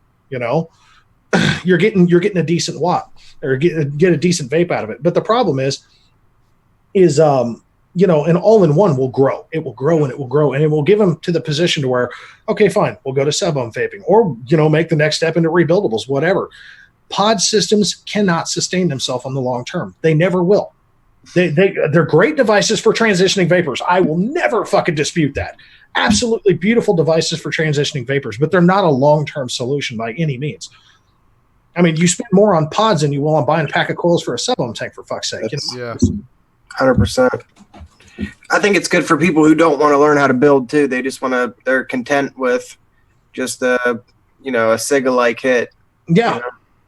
Yeah. It's like, no, I'm kind of looking forward to JD to see what he does with this Otis Designs rebuildable for the Orion if it happens. yeah. You know, I mean, if he does that, kudos. I already talked to him. He told me I was going to be on the beta test. I'm going to be one of the advanced guys getting one, but it's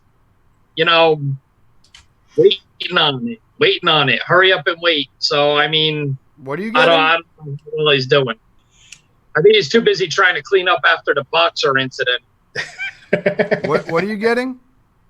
Oh, the Otis. The Otis rebuildable for the Orion. Is it ever going to come out? I don't know.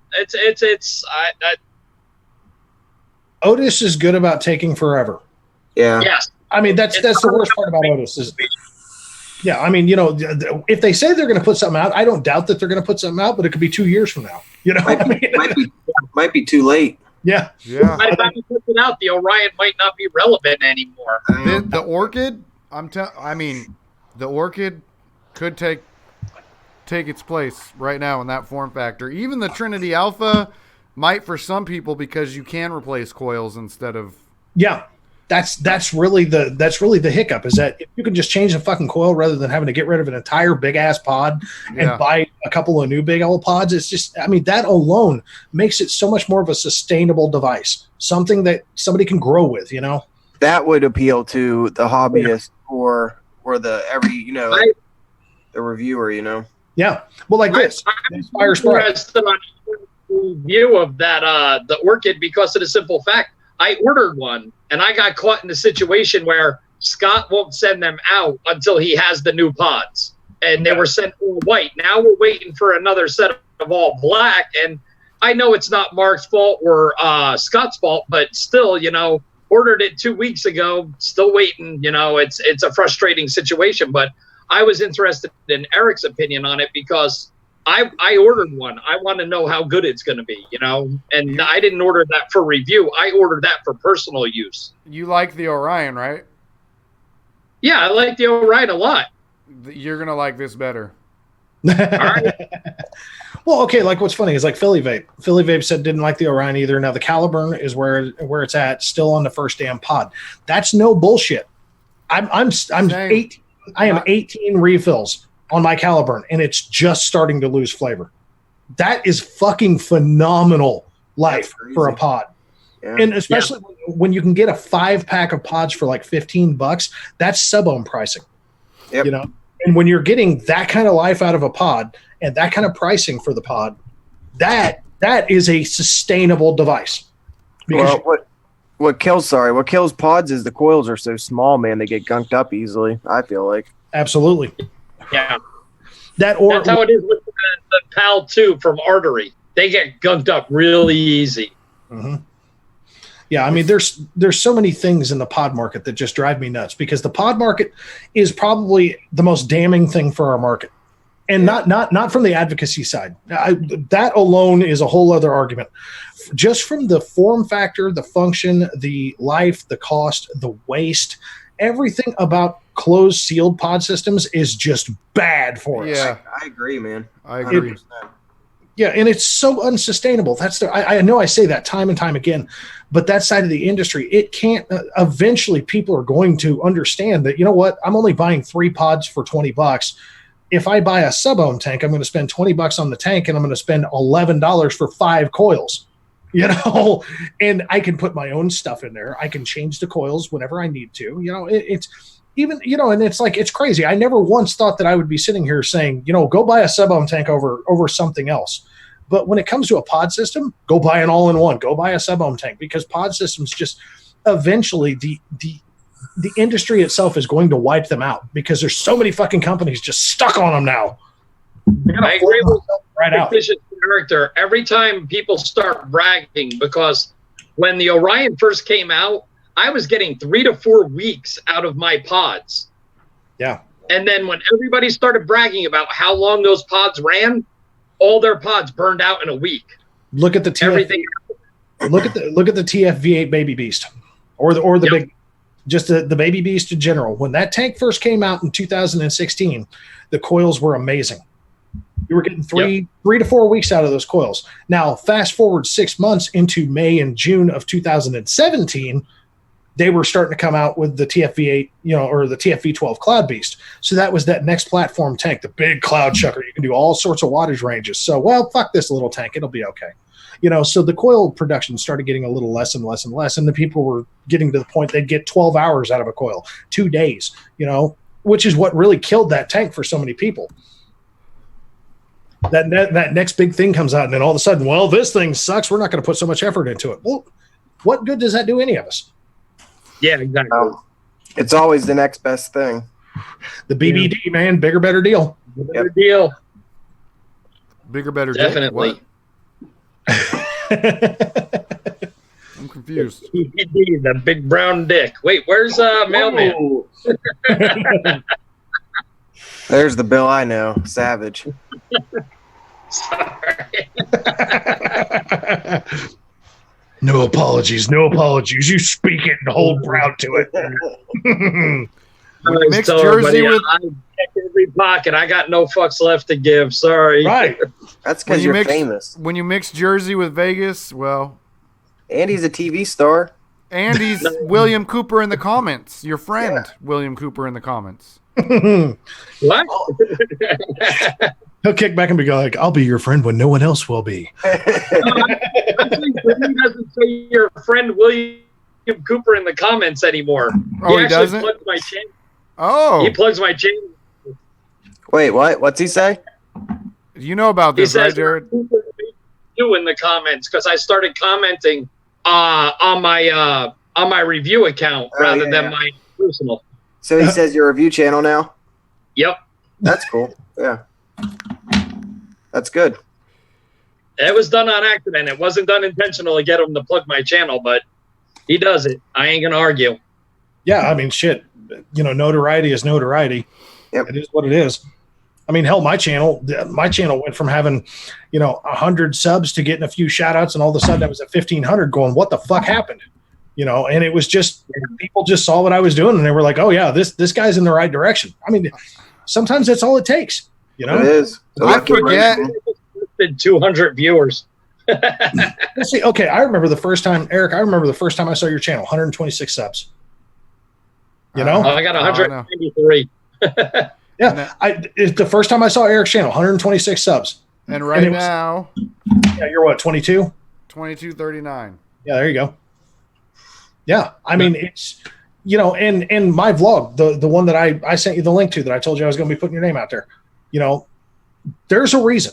Yeah. There is always a reason. There is a reason why I say the things that I do. There's a reason why I support the people that I do. It's simply because you're doing shit for the right reasons. You're not sitting there, sucking everybody off. You're not sitting there saying, oh, everything's fucking great and shiny. Well, I sucked Steve off, but we won't talk about that. Damn it, Steve. Damn it, man. Steve Bruce is right now on that lollipop. he's just showing him what he needs to do later. Eric knows what to do. He's like, do your job, boy. Oh, Nick Pinkerton and Mod Bros are in the chat at the same time. There's a conspiracy going on. That's very shit for not having a Mod Bros mod. Hey, I have one on the way, and I have paid that man. All right, so and I that's think I have one too. That's what this is going on. Okay, I'll sit. I don't have one. I don't. Are you gonna put it on in the wood case too? You're fucking funny, Steve. You're real fucking funny. He's gonna have a drip tip sticking out the top of the case, like a chimney, man. Hey, Braden, just letting you know, if you saw my bank account, if they give me one, I'll take it, but I ain't buying one. I couldn't if I wanted to. I'm making the butthole face at Nick. Sorry.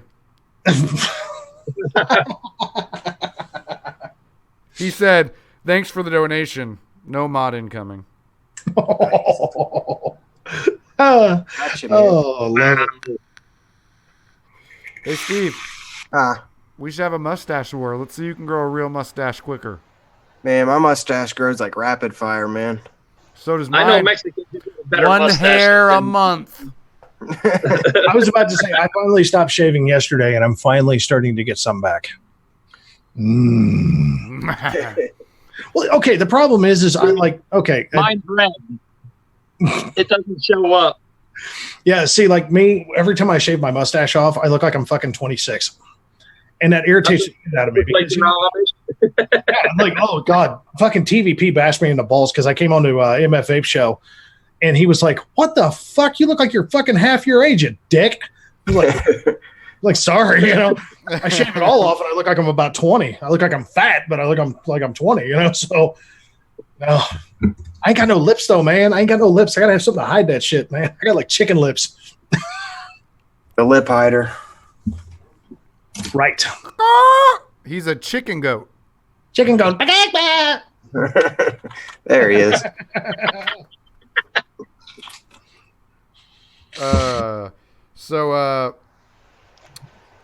Philly said that I can't talk to non-Skyfall scum. Do you have a Skyfall, Bill? No, I do not. Oh, I just talked to you. What an amazement. Jared, do you have a Skyfall? Nope. I won't ask you, Steve. We know you do. Gary, I don't have one. I don't have one, man. My bio Oh, you chip don't? for your- I never went out and bought one, Yeah, man. yeah. So you're the only elitist cunt in this Yeah. group, you prick. Look at this elitist up here, man. Hey, okay. Looking down upon Look. all of us. Look, I do review high-end product, but I review what I want to review. Anything, right? Whether it's $10 or $10,000. Well, not $10,000. Couldn't afford that. But Steve, on the other hand, you want to talk about elitist? Go look at his last 10 reviews, and you're looking at like 10 grand. Hey, Gary, man, I'm reaching my bio chip for your Skyfall. Really? I don't know what that would be a good trade or not. I've never tried the Skyfall, but the biochip's definitely a good one. You will? All right. Hell yeah, I'd do that. All right. How about Oh, only $1? Sure. All right, we're good. no? Let's see, I was showing you Steve's IQ. Oh, Jesus. That's a little bit high, man. No, Steve's smart. 1 IQ, that's good in West Virginia, man. I'm a genius around these parts, man. I'm a genius, and I ain't talking about my genes either. 1 IQ is damn near Harvard level around here. I love you fuckers. You guys are great. Philly, because you know how there's the little delay. Philly was like, stop degrading them, people reminding them when I was asking you guys if you had a Skyfall. Yeah, you know what Skyfall I have? The James Bond movie, Lick Balls. There we go. Hey, at least you have a Skyfall. Roy, we're talking about the Skyfall RDA. It's been a Here he unicorn goes, of putting mine. it up again. Hey, He's is like, that a Vanna print White on- that thing though, man. You gotta have that Vanna White hand. Oh, Yeah. yeah. Yeah, come on, there it is. There it is. Wait. Yeah. Just Is like that cup- really, yeah, like the cup green balls. screen? What? Hey, Is that really I'm the just- green screen? why is there a dick print on the glass right there? Looks like a mushroom stamp. Oh, fuck. He's like, some bitch, I done tramp stamped it and forgot to wipe it off. Oh, my zipper's still down, too. Some bitch. Well, Looks Philly like said, somebody with a mushroom. Philly said, fuck the Skyfall. I took it literal. If you're fitting into that small of an RDA, sir, I have concerns for your manhood. Oh, I don't have much of it left, okay?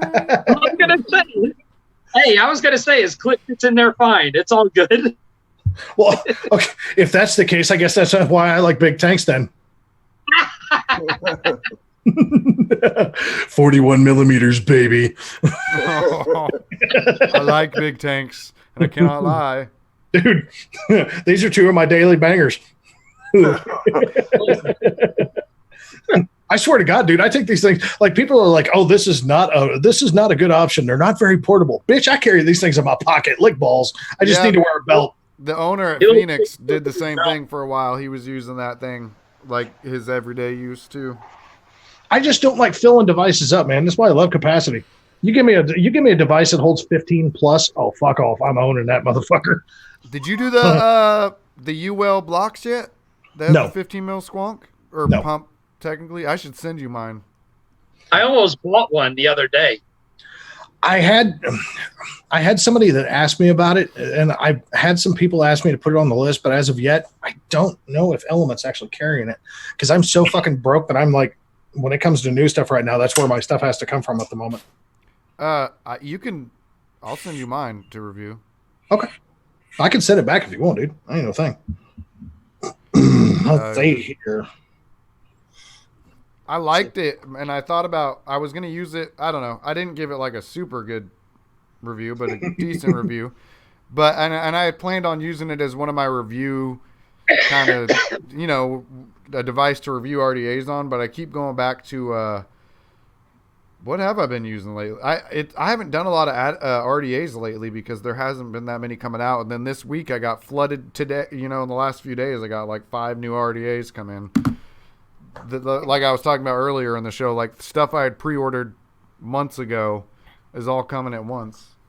You're gonna be like, I'm buried for a minute, baby. Yeah, I actually am getting there right now. I don't think when I pre-order a couple things and they all show up at once because then my wife thinks I'm blowing cash. You're right. Oh, I know what you mean. I kept on hell from her. She's like, why is all this vape shit coming in every day? I'm like, just chill. It's all right. Relax. It's like I paid for this a while ago. It's all good. As long as she doesn't make you go blow for cash, I think it's okay. Hey, you know what? I can't count how many times I bought something, didn't say nothing to her. I'm like, no, they sent it to me for free for review. Nice. Oh, you got it better than I do. When I bought this, oh God, my girlfriend was like, excuse, and I pay our bills and everything. She doesn't anyway. And so I went and bought her a new TV, and that made her happy and leave me alone. And then I was really broke, but it's okay because now she's happy. It's hey, the little things in life. because you know what?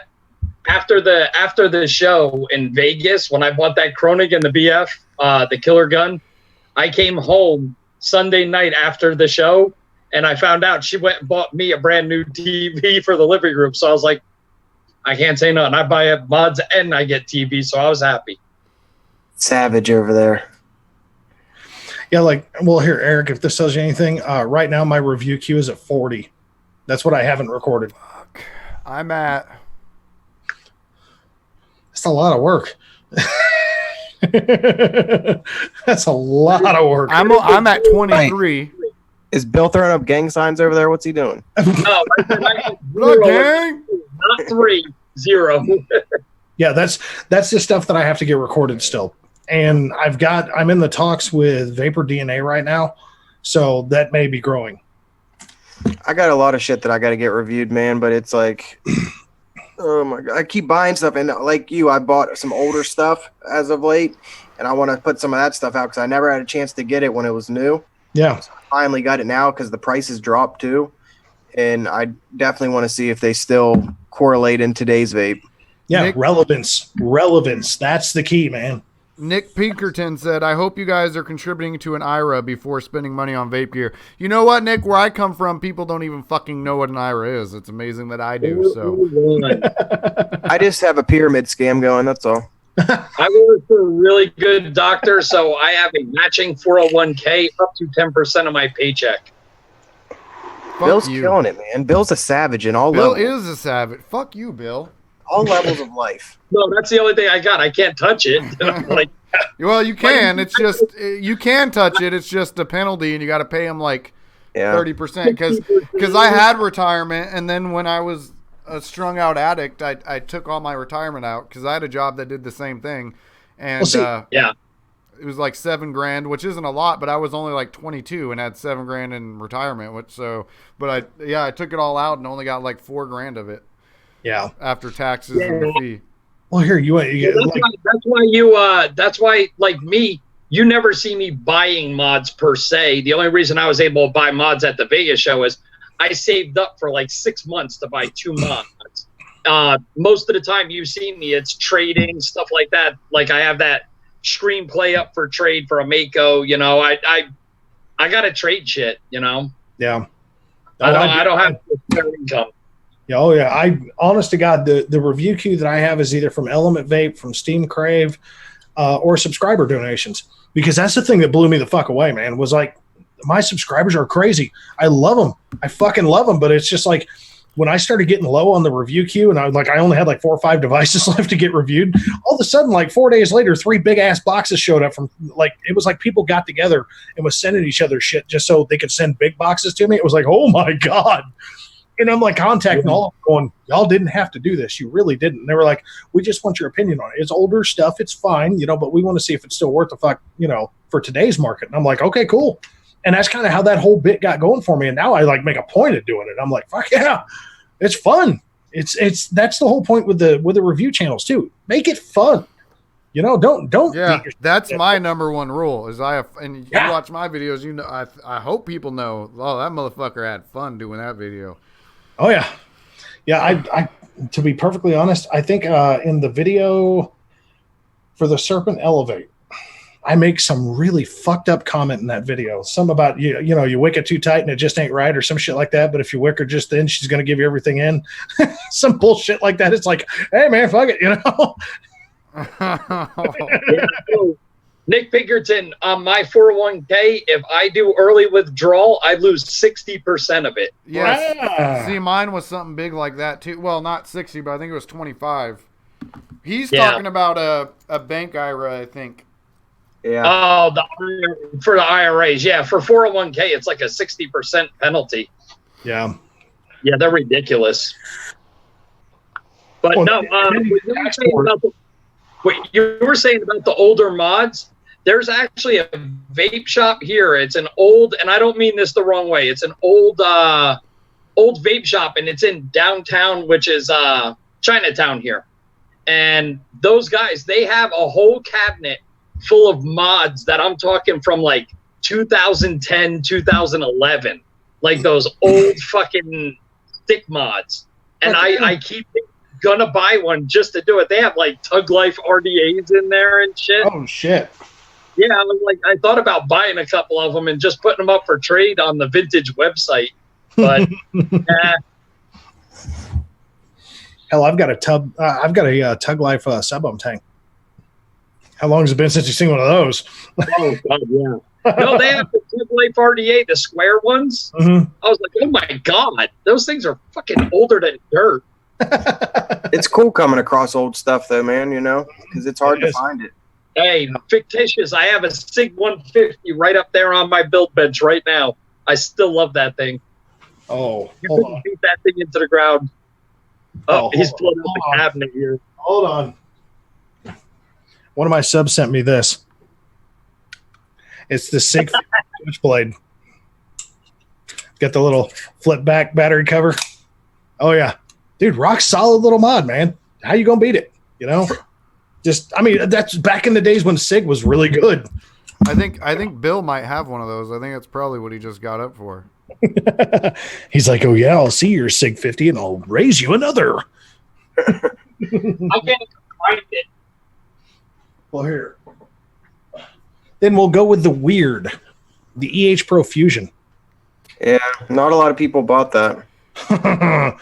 That is an interesting little kit. Yep. It's a Unique very, for very sure. interesting kit. Yep. Hey,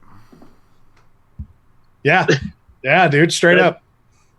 Yeah, but I've shown this off a couple times. You want to see a blast from the past, Jared? Look at this.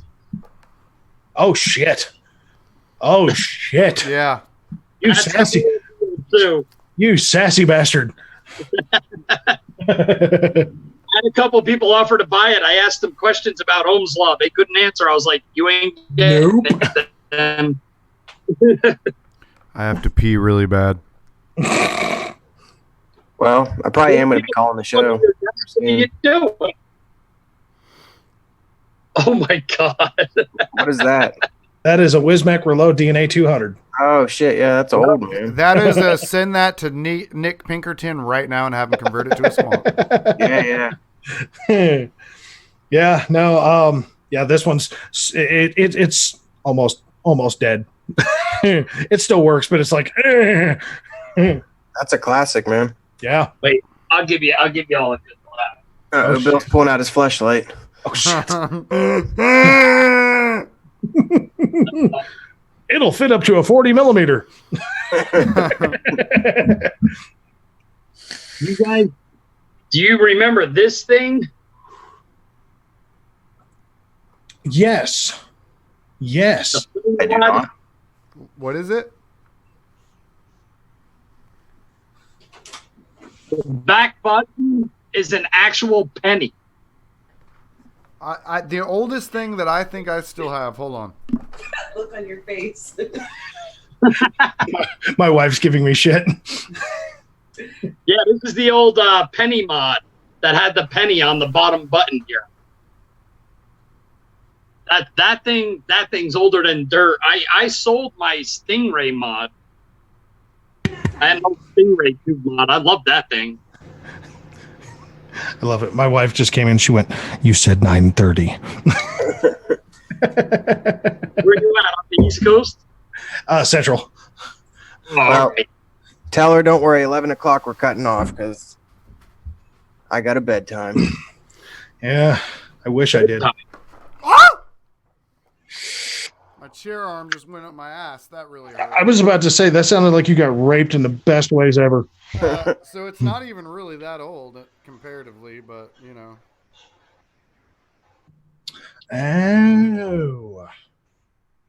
Oh, looky there. I'm letting you guys. Oh wow, the old AV. All right, I guess I got to go grab something too. There you go, VLS Ragnarok. Oh yeah. Wow. Right. The old button heater. Button hitter. Burns the imprint of the button on your finger. Yeah. I like the mod, but it's one of those you definitely cannot chain off that thing. You will like permanently kiss the dragon of your finger on that sumbitch. It's like, oh, don't hate me.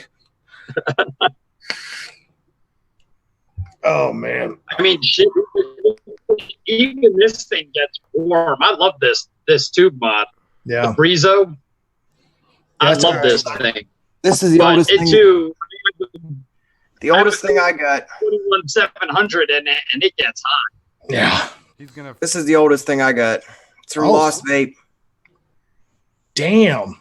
That's that old wooden box one too, isn't it? Yeah, DNA 40. Mm-hmm. Well, I bet there's some motherfuckers that love to get their hands on that thing. Dude, this thing was high end when it first came out, man. Yeah. I got it for like a great deal. Like years after it's been out, man. But yeah, that's all I got. Watch this. You want to see a couple people in chat get all crazy? Oh shit. Oh God. Oh, Jesus Christ. Yes. Triggered.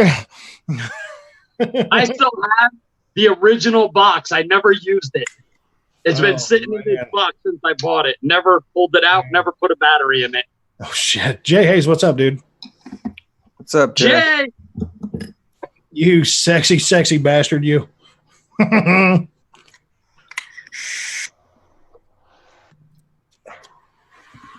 Well, Mr. Goat, would you like? What's real up? Quick, I was just gonna say, Steve, you are no longer the sexiest person here because Jay joined us. So Jason Statham. well, he's better looking than him. Well, Mr. Goat, would you like to do the outro first? Well, sure. I'll just say like I always do. First of all, thanks for having me on, guys. Appreciate it very, very much. Love hanging out with you guys. You guys are fucking funny as hell. Love it. So, but yeah, thanks for having me on. Yeah, man. Yeah. So, but I'll say my usual outro. We all do know that your time is money. We know that it is, and we thank you all so very much for spending it with us. So, whoever else would like to take an outro? Mr. William. You know what? Like I say every week, we do this for you guys in the chat. You're the reason we're here, and we hope that you continue to visit us every week. Jay, my friend, anytime you need anything, we're here for you. I'll leave it to Mr. Eric this week. Good job. Good job. It's 7:58, so we're coming up at the end here. Appreciate all you. What? 10:58. No, it's 7:58. So we appreciate. 10:58. Oh, bullshit. So we appreciate y'all being here all the time. Love y'all. Y'alls and yins. Shout outs to Mr. Jay Hayes down in the chat, the man, the myth, the legend. Yeah, just appreciate you guys joining us. And if you don't already subscribe to Jared, do that. If not, you're probably already are, but I'm just saying, if you aren't, then go do it. Otherwise, it's 7:58, so I'm signing out. Bye. See you later. See you later, guys. Bye. Bye. Do an outro. Yeah. So I would like to thank everybody, and Mr. Jared, the Vaping Goat. I do appreciate you joining us once more for another round of some BS, some good times, some talking, some, all that stuff. And, it was fun. And I do enjoy every week talking to you guys and whoever the guest is. I enjoy talking to Eric sometimes. I enjoy talking to you, Mr. Cooper. And everybody in the chat, I always enjoy seeing you guys here. Hold on. Fuck you, Steve. Anyway, continue. Oh, man. Come on. It's all about some love, man. You know what I'm saying? Oh, love it. But yes, at 10:59, I would like to say I bid you a farewell. It's 7:59.